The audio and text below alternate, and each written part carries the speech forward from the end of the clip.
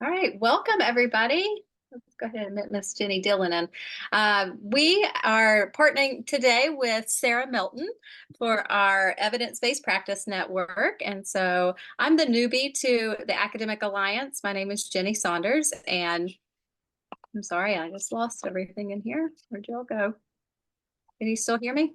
Yes. Here you are. Okay. I'm the new one to the Academic Alliance. I'm a project coordinator. And so we have these evidence-based practice networks that we do this virtual in-service or PD. And today we have Miss Sarah Milton, who's going to go through instruction. Let's see, I should have this written down. Sorry. I'll let you tell. What is the topic for today? We're going to be talking about using data to intensify intervention so that we can ensure that our students are making adequate progress to meet their goals. There we go.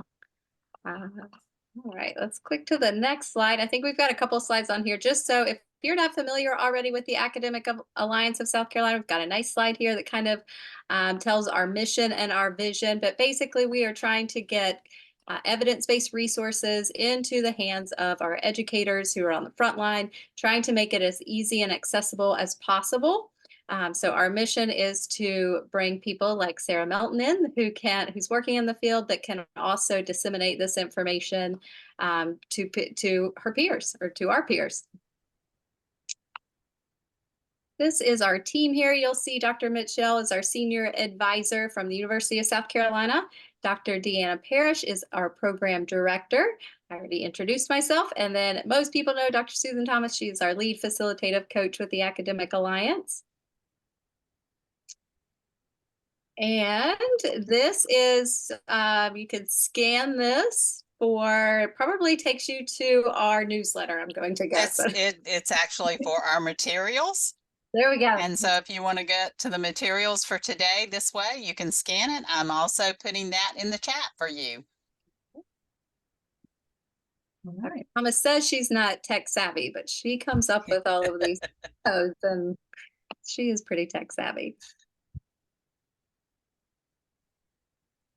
Right, I'm going to turn it over to Sarah. All right, and it's good to be back with y'all. I'm excited to further this discussion. I got to talk with y'all last semester about database individualization. So we're going to kind of take that conversation one step further and talk about what do we do with the data that we've collected in progress monitoring. I did put my email in there in case after this you have any questions or want to talk about any specific situations or maybe how this plays out in different types of classes even. So we're going to talk just a quick review of database individualization and progress monitoring, and then go over intervention adaptations, how we can take what we're already doing and make slight changes to make it a more intense intervention for our students. Talk about a couple of examples, or I think maybe one example, and then if you have any questions, we'll take some time and answer those. I went the wrong way. Okay, I'm trying something new. Slido is an add-on that I've been using for, I've used for one other presentation. So if you will, either on your phone or open another tab on your computer and go to slido.com and enter this code or scan this QR code.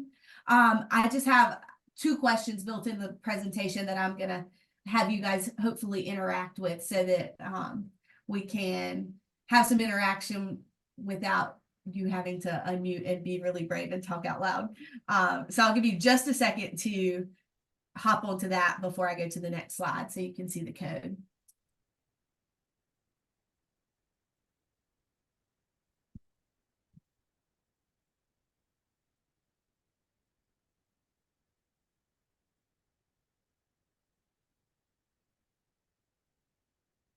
And I tend to be really bad at wait time when I'm on Zoom. So I'm going to count to 10 in my head. And then if anybody is still scrambling to get there, just unmute and holler at me.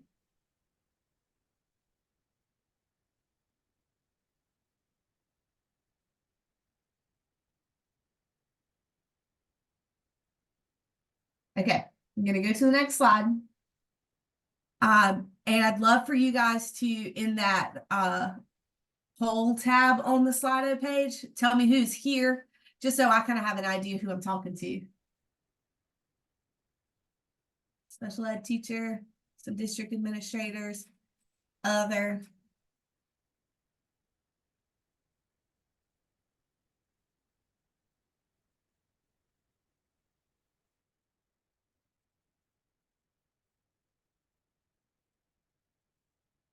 I'm curious, my other people, is that my State Department and Ask people?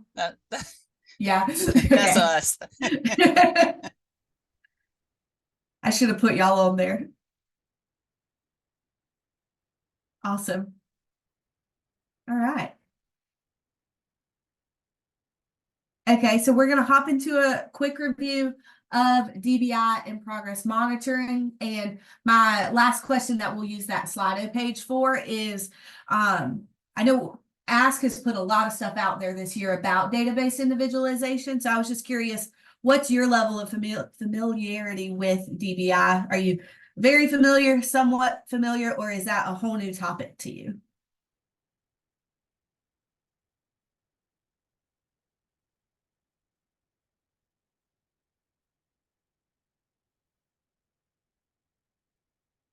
Okay.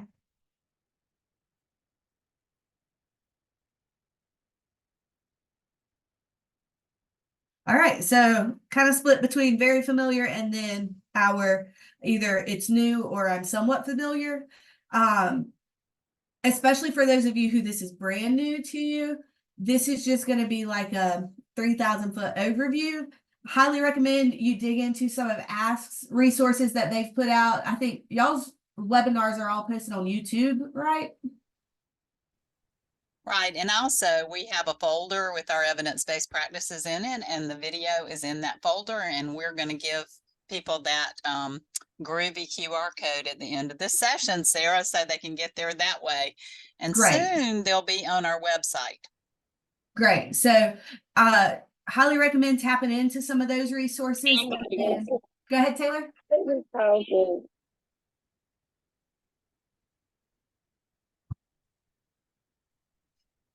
And then, did you say something? None of us in here.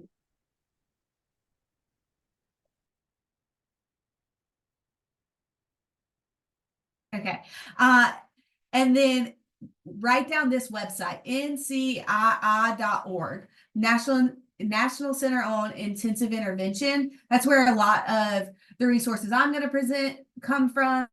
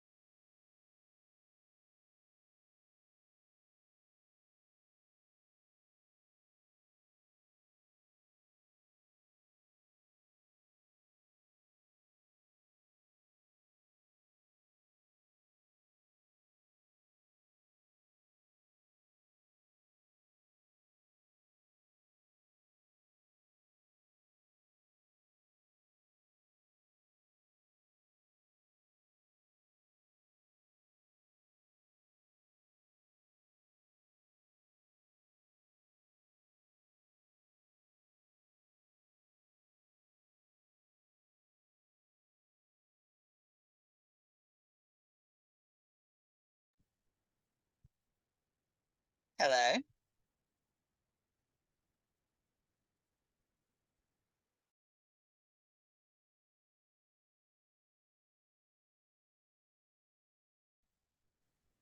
It looks like we lost her. Yeah, we lost Sarah. There she is. I'm back. I was like, oh no, did you kick me out? Did I say something wrong? Okay, let's get back to this. Don't we love technology when it works? Oh yeah. Can you see my presentation? We can. We've got it. Just a little hiccup. It's fine. Everything's fine, right? So this is that process for individualizing and intensifying interventions. This can be part of special ed program. This also fits into MTSS, specifically in that tier 3 level of support. And the purpose is to provide us a framework for decision making for those students who we're progress monitoring through our interventions. And this graphic really summarizes it. We start with a validated intervention program. A lot of times that's what we're already doing in tier 2. A lot of my teachers think about that in terms of our heavily research-based interventions. A lot of times they come scripted and the teachers follow the script through it. And we partner that with progress monitoring.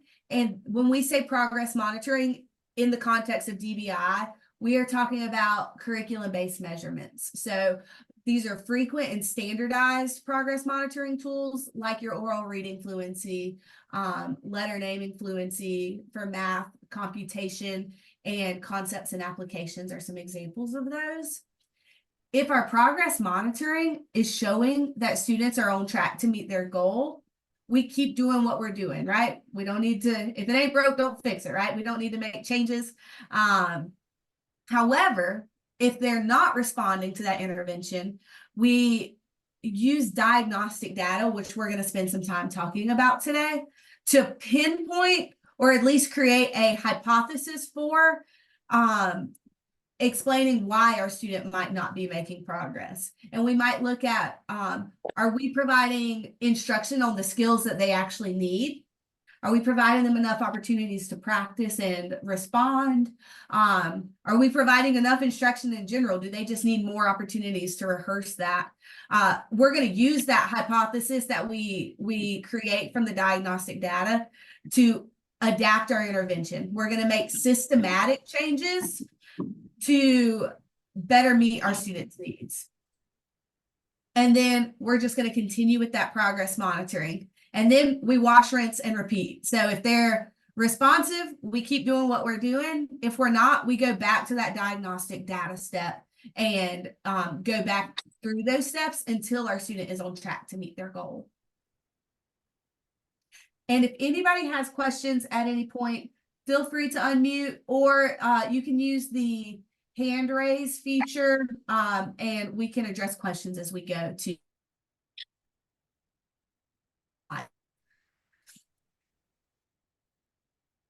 Now, for your reference, if you want to refer back to this presentation later, step 4 is kind of where we're going to be living today in that diagnostic data and then adaptation phase of DBI.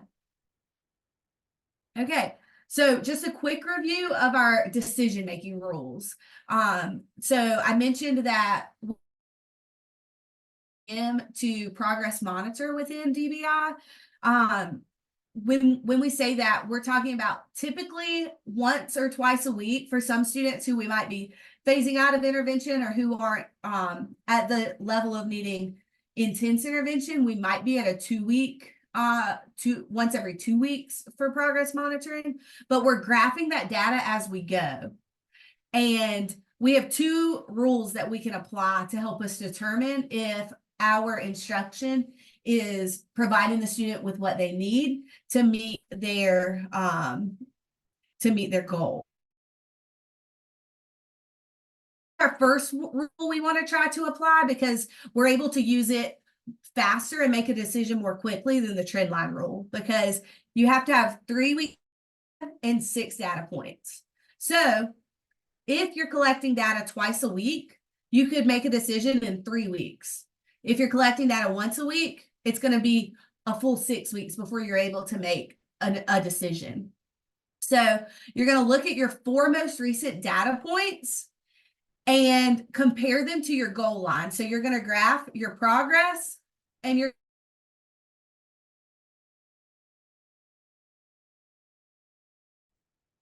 Am I frozen?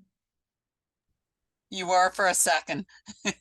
Okay. You're back. Hopefully you didn't miss too much of what I said. We're graphing progress and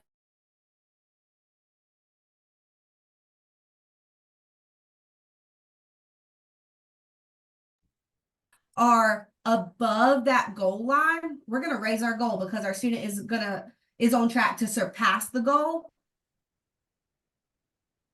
And if they are below the goal line, we're going to make an instructional change.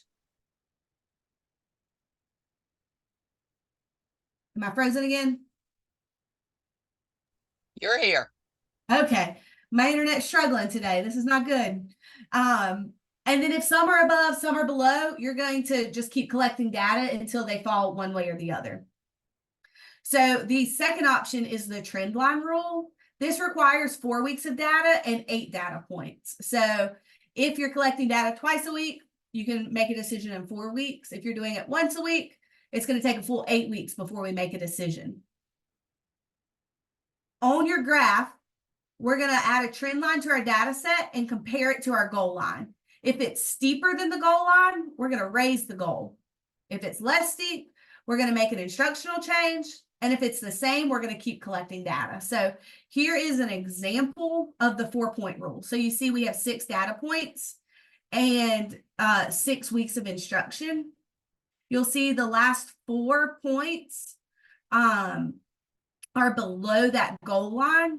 We know that we need to make an instructional change because if we continue at this rate, we are not going to meet our goal by the end of the time period. And then this is our trend line rule. So you'll see this red line is our goal line. This purple line is our trend line. The trend line kind of projects where if we continued at this rate of progress, where the student's going to end up. So this one to me is very kind of common sense. You can easily see, okay, if we keep doing what we're doing, we're going to fall way short of our intended goal. So we need to make an instructional change. I went into much more details on this topic in the last webinar I did with Ask. So if that's something that's new to you, I'd recommend going and watching that recording.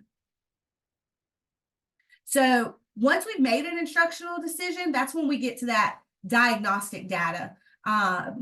We know we need to make a teaching change. What do we need to change about what we're doing? Diagnostic data is going to help us answer that question. You can have formal and informal versions of diagnostic data. One formal option might be an evaluation that the school psych did. If you had a recent evaluation, that's going to give you some pretty specific things that the student has weaknesses in. But for a lot of our students, we haven't had those kind of assessments for 3 or more years, right? So what can we use that's available to us in the classroom? Error analyses of progress monitoring and classwork.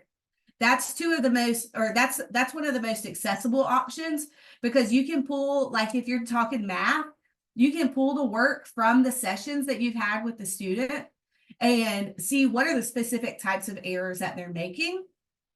Same with reading. If you did a running record, you could, and you noted the types of mistakes that they made, you could see they missed the initial sound on every word that they missed, or every time they encountered a multisyllabic word, they only read the first syllable. Things like that are patterns across their errors will help us. Another option is this phonics inventory for reading. And this one is linked in the NCII website. If you scroll down, it's just a list of words that the student reads and you track their errors.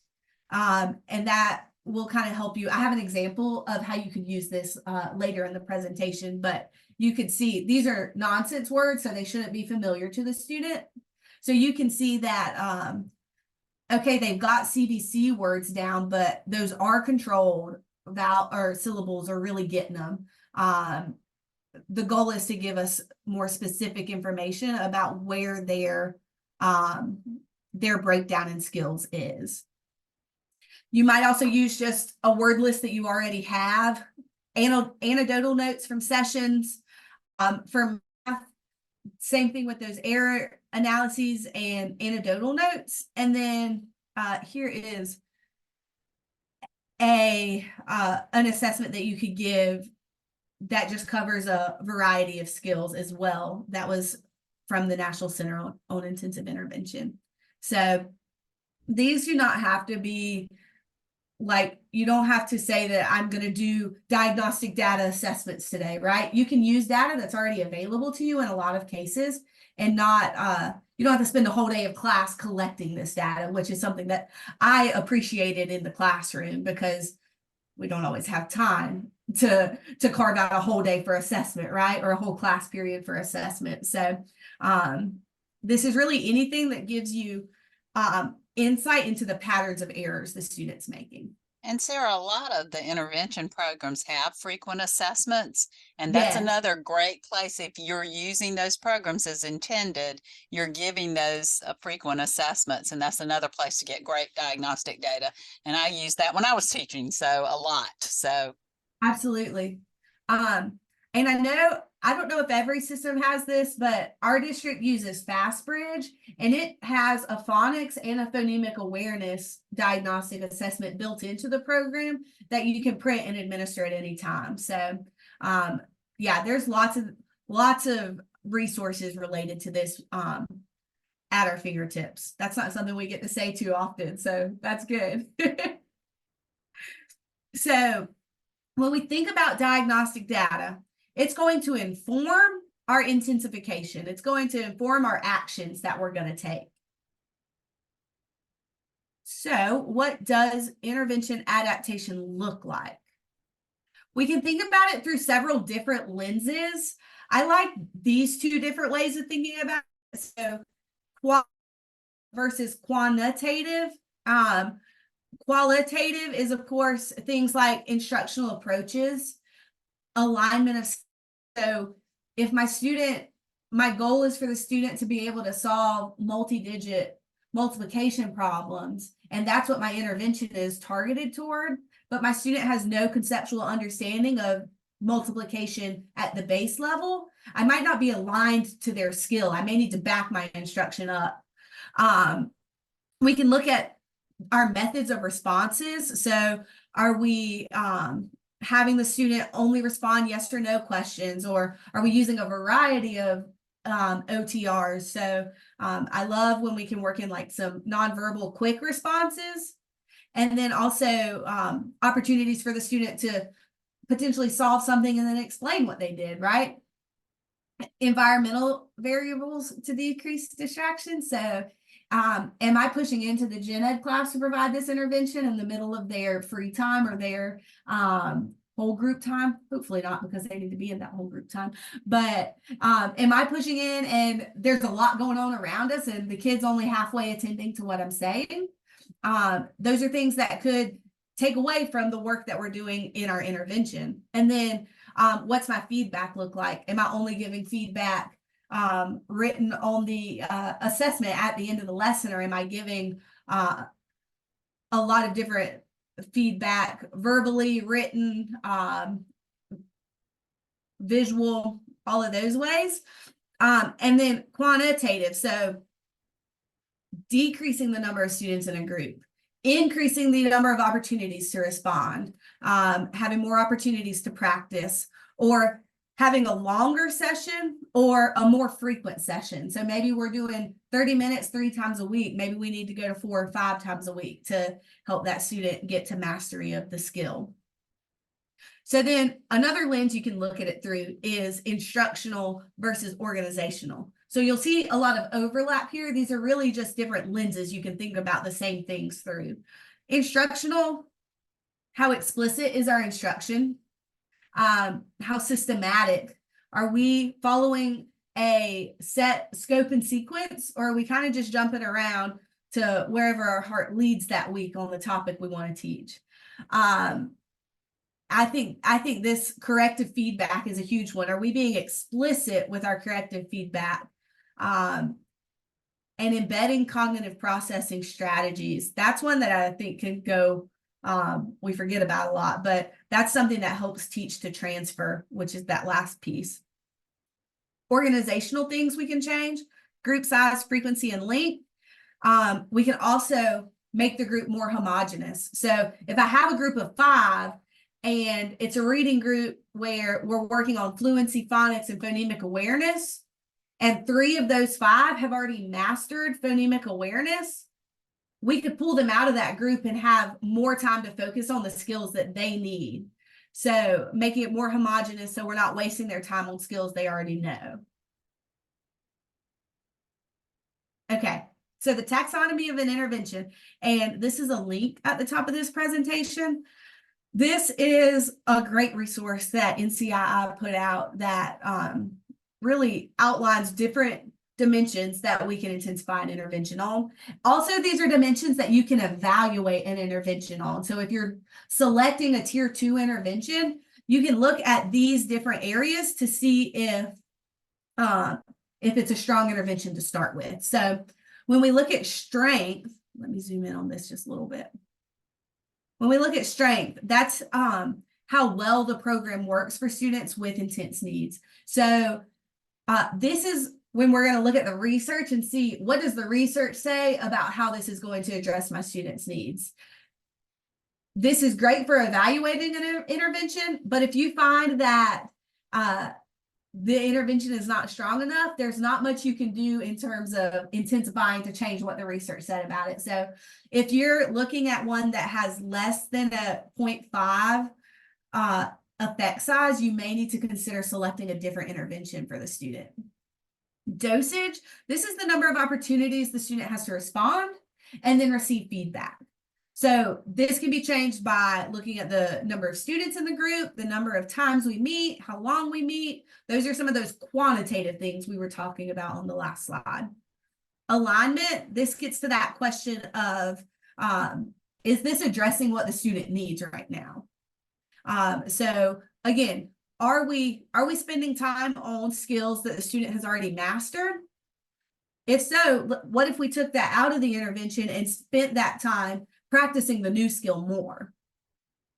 And then, so how well does it address the needs that they have and not address the needs that they've mastered or the skills they've mastered? And then C right there, it says incorporate a meaningful focus on grade appropriate standards. So does it support them in getting to their grade level standard expectations? Attention to transfer. So for my resource teachers in the call right now, I'm sure we have all had that student who they had it when they were in my classroom and they were good at it. But as soon as I sent them to the gen ed class and they were expected to do whatever that skill was, you would think they never saw it, right? So this is looking at how well we are teaching them to be able to apply that learning in other formats, other settings, and also how well they can connect that to things that they already know or things that are coming down the pipe. Comprehensiveness. This is a big one when we look at our teaching strategies. So the number of explicit instruction principles we have incorporated. So are we providing explanations in simple and direct language? I also think about this with our error correction. When a student makes a mistake, am I giving them a whole lecture on why it was wrong? Or do I have a succinct script that I'm following that says, stop, let's look at this. Here's why it's wrong. Try it again. Something very to the point, because students don't need all the extra language when they're trying to learn, right? The less words we can use a lot of times, the better it is for them. And then behavioral support. So, well, yes, this is the Academic Alliance. Behavior does impact learning, right? So sometimes we have to look at providing some behavioral supports to help our students be able to attend to the lesson or be motivated to do the work, right? So do we need a motivational aspect to that? And then that last one, individualization, that's what we're doing when we intensify. So some examples: dosage, increasing the number of sessions from one session every other day to one session every day. You might go from 3 30-minute sessions to 6 20-minute sessions, or decreasing that group size from 5 to 2. Alignment. If our program has 3 sections, we're focusing on phonemic awareness, phonics, and vocabulary. It's a really robust intervention package we're using here. and our students have mastered phonemic awareness, we could cut that and spend that phonemic awareness time focusing on phonics so that we're not attacking skills that they've already mastered. And then if the selected program is intended to teach fact fluency, but the student has no conceptual understanding of multiplication, we may need to add a section of instruction to our abstract sequence to build that understanding. Because we know that just memorize facts is not going to really help them when they get to those more multi-step problems, right? Attention to transfer. That student who can read the words from your flashcards all day, every day, but when they get to it in a book, they stumble over it. We may need to consider adding to our intervention. We're just doing flashcards in our intervention. Maybe we need to add a part where they're reading it in connected text so that they are having to do it in context. And then you can also consider teaching metacognitive strategies. So teaching them how to think about their thinking and think about their learning to monitor their self, to monitor their learning. Comprehensiveness, we may need to increase the length of the guided practice section so that they have a lot of opportunities for explicit feedback because they might not be ready for that independent practice yet, right? We may need to really camp out there in guided practice with that feedback. I feel like it's really important to use that error correction script whenever you can, because a lot of times we fall into the over explaining the errors instead of just saying, here's what went wrong, here's how we fix it, try it. And then finally, behavioral support, reinforcement, self-monitoring, student goal setting. There's lots of behavioral support options you could think of there.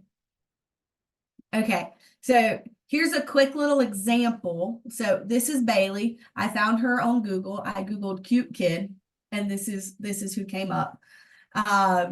She went fishing, but not during the school day, of course. So Bailey is receiving intensive intervention for phonics and phonemic awareness, currently 3 times a week for 30 minutes. There are 5 students in her group, and all 5 students have needs in phonics. 2 have needs in phonemic awareness as well, but she does not have needs in phonemic awareness. Her need is phonics. Data from MTSS screener shows that phonemic awareness is a strength, and we'll see in just a second the skills that she's covered already with phonics. And we have her phonics inventory also. So the other piece is our intervention has been implemented by the teacher with fidelity. So that's a piece I haven't really hit on. The first question we want to ask when we're intensifying an intervention is, has what we are currently been done with fidelity? Because if we were only halfway doing it, we can't make a change expecting that to help the student. We have to start with fidelity. Okay, hopefully you can see, let me see if I can get it back to full screen. You can see the phonics inventory. So you can see this is a informal phonics inventory. I just pretend, because again, Bailey is a student that I made up, but I would have sat with Bailey and had her read the words, and I noted what she said instead when she made errors. And then I just took a sticky note on the sheet of paper and listed the types of errors she made. So vowel, consonant, E, so those silent E words, she didn't get any of those words right. Vowel teams, 1 out of 6.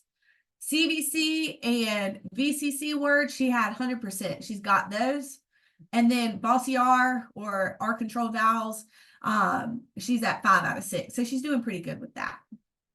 So those are the skills that she got or didn't get. The skills that we've already taught include CVC words, digraphs and blends, magic E words, and vowel teams. And we're about to start talking about syllable patterns. So we're about to get into multisyllabic words. Based on all the information I've just given you, she consistently makes errors on words with the Magic E pattern and vowel teams. That says towel teams, but I did mean vowel teams. So here's what her intervention currently looks like. She's in a group of 5, 30 minutes, 3 times a week. We spend 8 minutes on phonemic awareness. We spend 10 minutes teaching our new sound and spelling pattern. We write a new sound and spelling pattern. So we learn it to read it and then we write it. And then we do a mixed review of our new and mastered patterns. If you have the PowerPoint open, go ahead and open up this document. These are some guiding questions that can help you determine where you may need to intensify first. So scroll down to dosage as an example. Does the intervention, when delivered with fidelity, provide enough opportunities to learn or practice the target skills? Is the frequency of corrective feedback sufficient? So keep that open and think about what you might change about Bailey's intervention. So, and if anybody wants to unmute, if anybody's feeling brave and wants to unmute and share something that you might consider changing based on Bailey's current needs.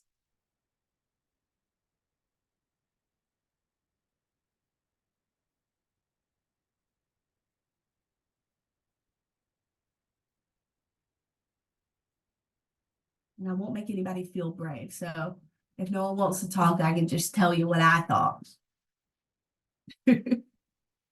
So we could look at alignment, right?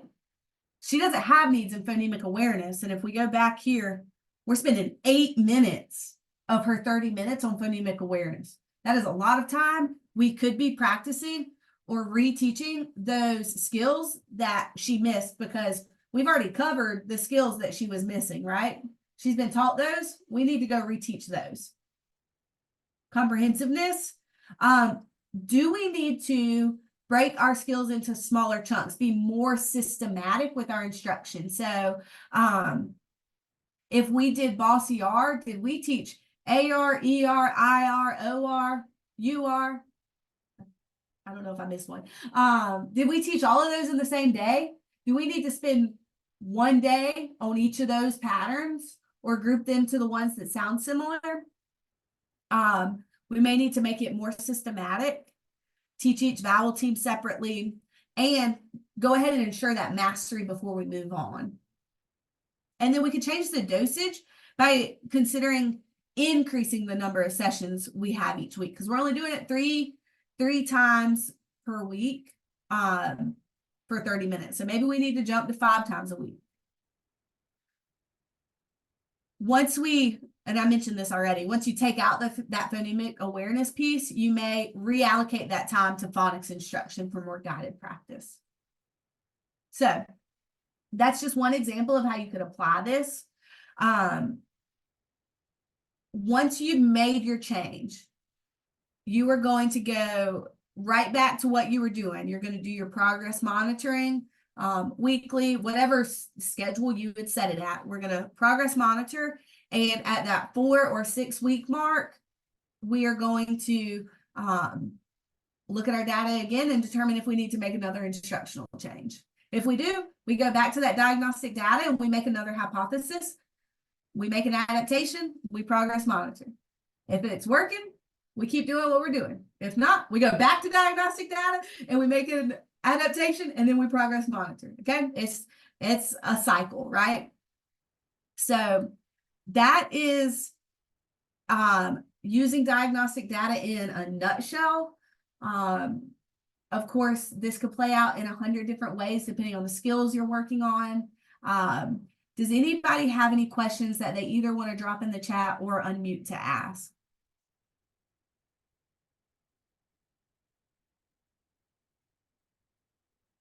Do I have an example of this for a high school student? So I don't work as much with high school students. So off the bat, I don't, largely because I'm having a hard time thinking of what skills high school students work on because my experience is elementary. If you want to unmute and give me an idea of what kind of skills you might be working on at high school, we could talk through that. So I'm not necessarily a classroom teacher. So my question for asking that was to try to wrap my mind around how classroom teachers in different content areas can still provide something similar, but also meet the needs of students. So while you were going through the example, I was thinking of dosage, maybe repeating information or breaking it down, um, doing different things like vocabulary building, probably revisiting prefixes and suffixes, even in high school. And Um, vocabulary is actually an interesting one to bring up because that is one of the ways that we can use CBM to assess a student's progress through content areas is through vocabulary CBM. So if you're monitoring their progress in how well they're learning the vocabulary, you could definitely apply these same things. What are the words that they're missing? Is it what you said, their prefixes and suffixes? Do we need to go back and reteach those? Give them more opportunities to practice. Instead of having them do the activity where they're looking it up and they're filling out the Freyer model, maybe they need to do that with a teacher and receive that as an explicit instruction instead of kind of learning that not learning it themselves, but like kind of teaching themselves the skill. yeah, and then I was thinking about like maybe modeling or like peer-to-peer support versus the teacher, like putting them in small groups and then as a teacher going around and providing instruction that way. But then you can break them into peer-to-peer groups as well, and then maybe for those other students, one-on-one if necessary, depending on what the content area is, and if you have the time and the structure in the classroom to do those things. I think one thing I think about too is it's all about that diagnostic data. And Mhm. then that student, how intensive that student, their needs are. And so I think that helps you to kind of think about different ways to provide those opportunities. But I will say, if you have good progress monitoring tools, that really does help you to kind of Yeah. start identifying, some of those problems. And a lot of our students particularly students with disabilities that we're doing this with in the high school level, are typically working below grade level. And so if we've got those tools that give us some norms for high school, that helps us to make those decisions. And something that I was thinking about too, if you've got a student who's several grade levels behind and they're maybe in that English 1 class at the high school level, we're maybe looking at comprehension, doing an oral reading fluency or maze progress monitoring tool, knowing that they need to be at the level of comprehension to independently succeed in that English 1 class.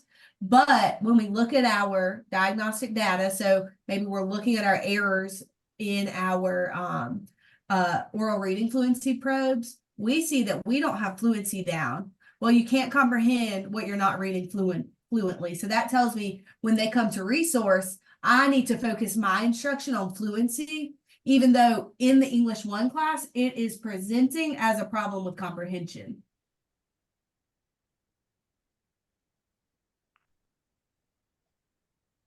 Any other questions or thoughts?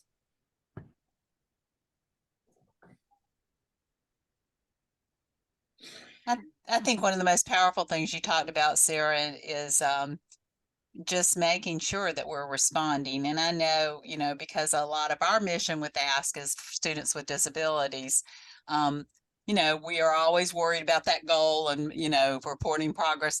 And I think the power is that we can show that we're actually making changes. So even if a Yes. child's progress might be slower than we would want, we want to look for that ambitious growth, but we're showing that we're using data, and that's where that real power is, to show that we're making instructional changes. And I love the example that you gave and the importance of that. And sometimes, I've been in a few meetings before where I've heard a teacher say, well, this is our schedule. He gets 2 30-minute pullouts a week, and it's obvious the child's not progressing. And so, you know, those are not things you want to do. You can't, you got to Right. figure out what can we change and what's doable. Well, and we've actually, in applying some of these concepts within our district, especially at the elementary level, for some of our students, it's actually resulted in decreasing the number of resource minutes that they get, because they were coming for that 45-minute block, but they were sitting on the Chromebook doing independent work for 20 of those minutes. Great point. So now when we're doing it this way, we're providing instruction on what the student needs. So we decrease time, but increase their progress. Great point. Great point. Another note on when we graph that progress monitoring data, it is so much easier for anybody we talk to about the student for them to understand what we're telling them. Because everybody, when they look at a graph and see that line going up, they understand that the student is growing. My elementary self-contained students, when they looked at their graph and saw it going up, they knew that they did better than the week before, right? So it helps us in motivating the students and in communicating with parents, which I love. And then for my friends in the call that are special ed teachers currently, this does take a little extra work on the front end to get set up. But when you get set up, your time is going to be so much more efficiently spent, because you're progress monitoring weekly. So when progress reports come up, you just got to pull up your graph, and it's going to take you 30 seconds per kid to put in all of their data. And when you're looking at your lesson plans, you're really doing the same thing, other than potentially like moving through the sequence of skills. You're doing the same exact format every day until you have 6 to 8 data points to make that instructional decision. So it really frees you up to focus more on what you're doing with the students. And I think that that's really valuable and powerful for a classroom teacher. Absolutely. Sarah, I've put in the chat box an evaluation. If we would really appreciate if everybody it's just four questions.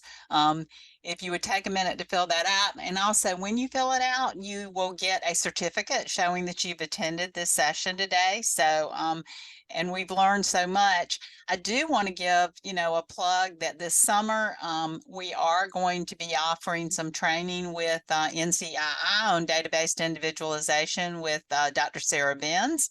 And we're looking for districts to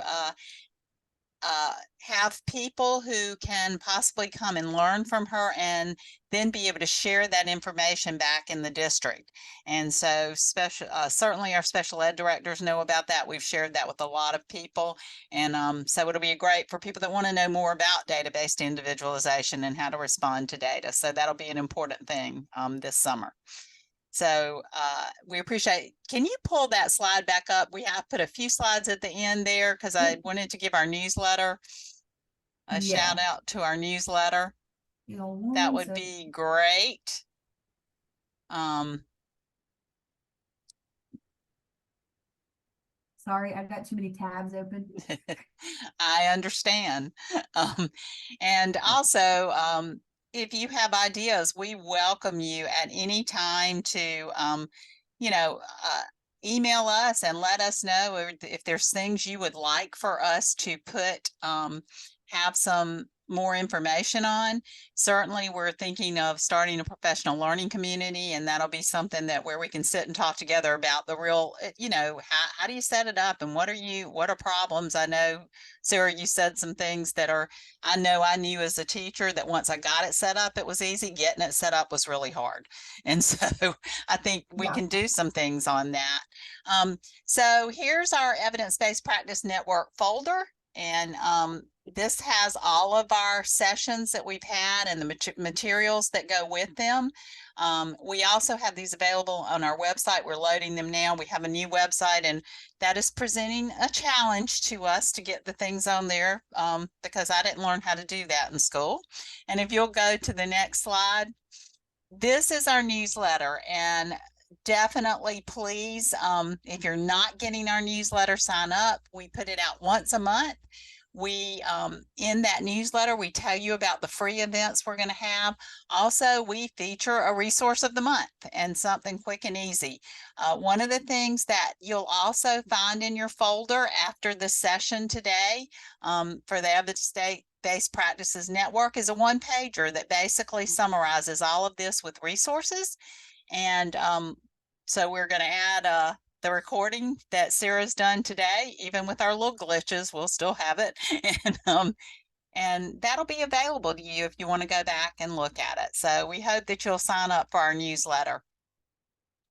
And I think, and then this is our contact information. Certainly, you can contact us at the Academic Alliance at Gmail, Academic Alliance SC at Gmail, or ask@mailbox.sc.edu. Those are our two mailboxes that we have, and we would love to hear from you if you have ideas or suggestions. Also, there's a place on the evaluation form for you to tell us things that you might want to know about. So please do that. That's how we are here to serve you. All right. And follow us on social media and love us and share our stuff. And so we are, and we also do have a YouTube channel. We're on Twitter, Instagram, we have Facebook, all of those things. So do find us and follow us. We thank you for being here today. Sarah, thank you as always for just making it real. It's a lot for us to learn, and you're getting a lot of thank yous. Thank you so much for giving your time to do this for the Academic Alliance and for giving us good tips and great resources. Thank y'all. And we will see everybody next month. We'll be with Dr. Kent Parker, also from the Oconee County School District. So we're looking forward to that. If you sign up for our newsletter, you'll get information about it. So thanks.